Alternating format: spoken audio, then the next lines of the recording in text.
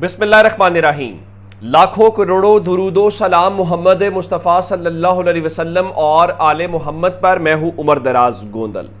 پاکستان میں حکومت بنے ہوئے جمعہ 8 دن نہیں ہوئے اور اس حکومت نے ابھی پہلا بجٹ پیش کیا ہے اور اسمبلی سے پاس نہیں ہوا، اور اگر اس سے پہلے اسمبلی تحلیل اور الیکشن کا شور مچے تو پھر ہم کیا اس ملک کے اندر کر سکتے ہیں؟ آپ کو یاد ہوگا چند روز پہلے پیپلز پارٹی کے منظور وسان نے یہ کہا کہ یہ ممکن ہے کہ اگلے چند مہینوں میں 2-3 مہینوں کے اندر شہباز شریف جو ہے وہ خود اسمبلی ڈیزالو کر دیں اور الیکشن پہ چلے جائیں۔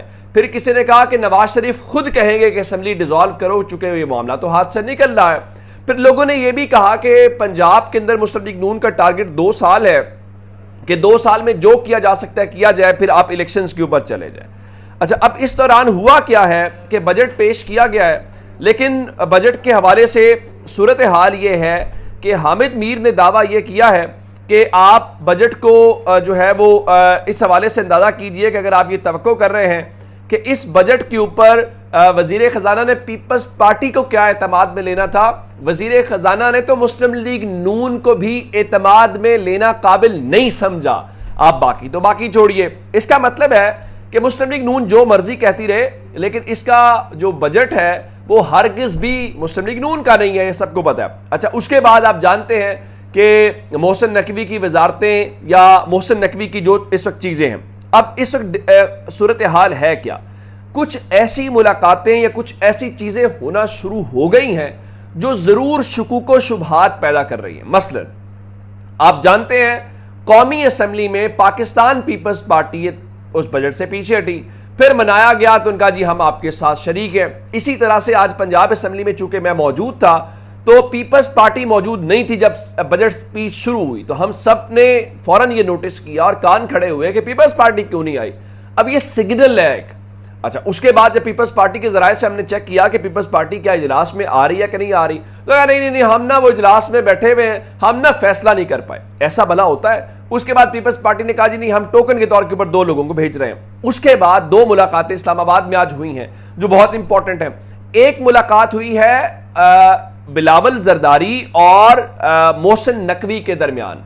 اب پیپلز پارٹی کا اس طرح اجلاس سے باہر جانا، اور پھر محسن نقوی گو کہ وہ کہتے ہیں جی زرداری کا بچہ ہے، لیکن وہ جس کا بچہ ہے سب جانتے ہیں، اور یہ ملاقات جو ہے وہ زرداری ہاؤس اسلام آباد کے اندر ہوئی ہے اور 1.5 گھنٹے تک یہ طویل ملاقات ہوئی ہے۔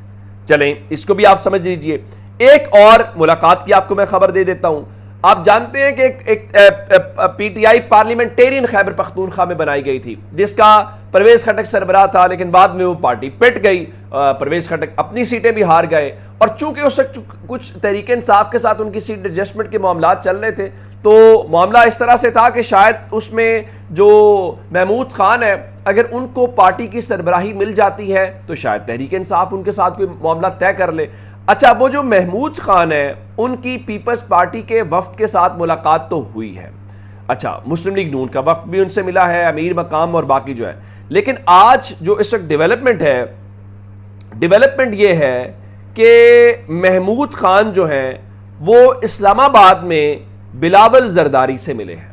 اچھا، بلاول زرداری محسن نقوی سے بھی ملے ہیں، بلاول زرداری ان سے بھی ملے ہیں، لیکن بلاول زرداری نے قومی اسمبلی کے اجلاس میں شرکت نہیں کی، بجٹ اجلاس میں شرکت نہیں کی۔ بہت سارے لوگ کہہ رہے ہیں کہ یہ بنیادی طور پہ تحریک انصاف کو ایک سگنل تھا کہ بھائی آؤ ہم سے بات کرو، لیکن پرابلم کیا ہے؟ پرابلم یہ ہے کہ پاکستان تحریک انصاف انٹرسٹڈ نہیں ہے۔ آپ کو یاد ہوگا جب حکومت بن رہی تھی تو پیپلز پارٹی کی سینٹرل ایگزیکٹو کمیٹی کا اجلاس ہوا، اور اجلاس اسلام آباد میں 1 دن چلا، پھر اگلے دن بھی اجلاس ہوا، تو پیپلز پارٹی نے اس اجلاس کو کنٹینیو کیا اگلے دن تک۔ کیا تھا کہ تحریک انصاف سے کوئی میسج آ جائے اور وہ کہیں ہم آپ کے ساتھ حکومت بنانا چاہتے ہیں تو بات بن جائے، لیکن اسی دوران عمران خان نے جیل سے پیغام بھیجا کہ زرداری سے مدد لینا حکومت بنانے سے بہتر ہے میں اپنی موت کو دعوت دے دوں۔ تو اس دوران بلاول کے کان میں کسی نے کہا بھائی وہ نہیں حکومت ہمارے ساتھ بنا رہا، تو پھر پیپلز پارٹی نے کہا جی ہم وسیع تر قومی مفاد میں مسلم لیگ نون کے ساتھ حکومت بنا رہے ہیں۔ اب جب یہ سارا کچھ ہو رہا ہے تو اب اگر آپ یہ کہیں کہ الیکشنز اور باقی سب باتیں کہاں پہ آتی ہیں، اس کے اوپر آتے ہیں تحریک انصاف کی طرف۔ اب ذرا اندازہ لگائیے یہ ساری باتیں، اور اس دوران جب یہ بھی پتا ہو آپ کو کہ اس حکومت کے پاس مینڈیٹ نہیں ہے، فضل الرحمان بھی کہتے ہیں بے شک وہ حکومت کے ساتھ مل جائیں، جو مرضی کریں۔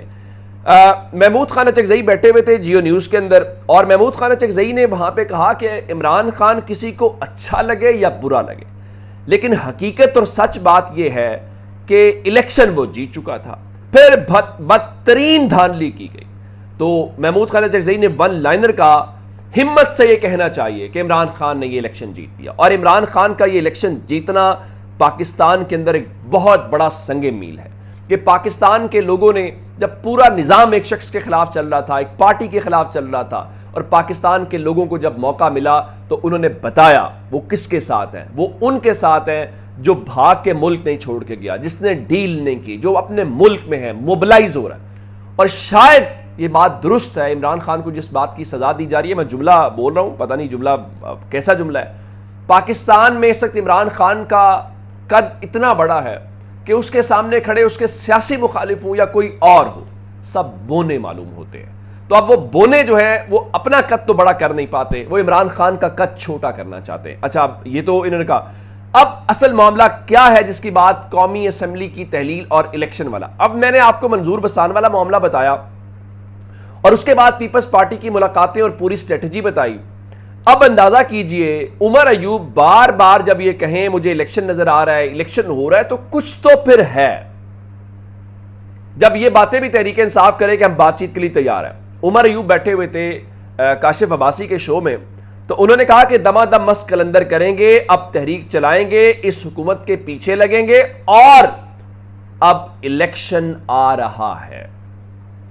اچھا، اب یہ الیکشن کیوں آ رہا ہے، کیسے آ رہا ہے، یہ بڑا امپورٹنٹ ہے۔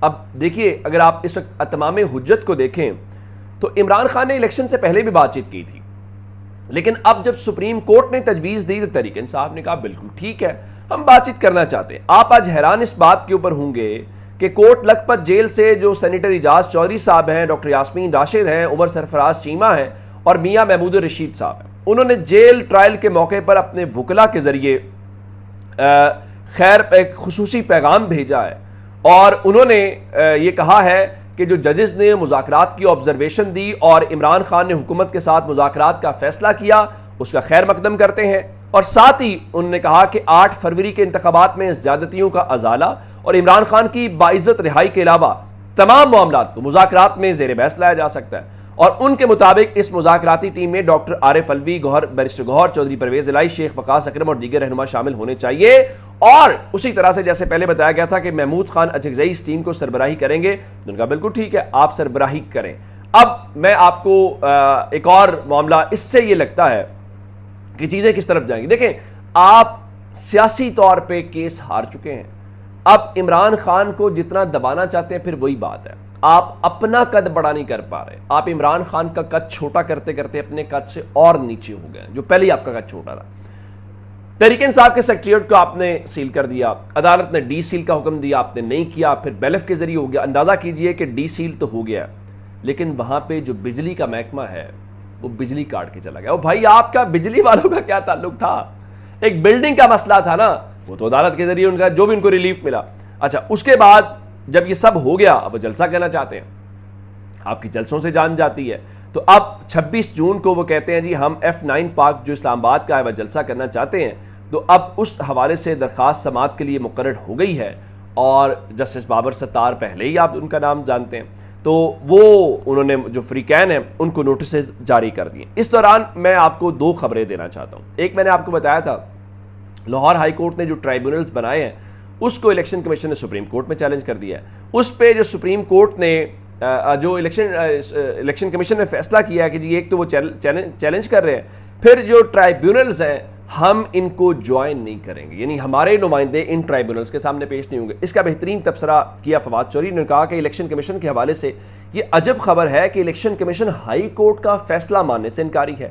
ایک سرکاری ملازم کیسے ایسا کر سکتا ہے؟ آپ ہائی کورٹ کے احکامات کے خلاف سپریم کورٹ جائیں گے، لیکن یہ تو نہیں کہہ سکتے ہم ہائی کورٹ کو نہیں مانتے، اس طرح تو کیاس ہو جائے گا۔ دوسری طرف سپریم کورٹ کو عدالتوں کی اتھارٹی بحال کرنے کے لیے فوری اقدامات اٹھانا ہوں گے، ورنہ وہ مکمل بے حیثیت ہونے سے چند قدم دور ہے۔ ویسے میں آپ کو ایک بات بتاؤں، جس طرح میں نے آپ کو بتایا کہ انڈیا میں آرمی چیف کی اپوائنٹمنٹ کل ہوئی ہے، کوئی اتنا شور و غل نہیں ہوا۔ استحکام پتہ کس کو کہتے ہیں؟ انڈیا میں نریندر مودی تیسری بار وزیر اعظم بنا ہے، اور آپ جانتے ہیں کہ انڈیا کے اندر اجیت دوول جو ہے وہ تیسری بار نیشنل سیکورٹی ایڈوائزر یعنی قومی سلامتی کا مشیر اس کو بنایا گیا، تیسری بار۔ پاکستان کے اندر قومی سلامتی کا مشیر کون ہے؟ آپ کو اس کا نام پتہ ہے؟ آپ کو نہیں پتا ہوگا۔ اس کی وجہ یہ ہے پاکستان میں بیچارے وزیر اعظم کا قومی سلامتی کے معاملات سے کیا لینا دینا۔ اپنا بہت سارا خیال رکھیے گا۔ خدا حافظ۔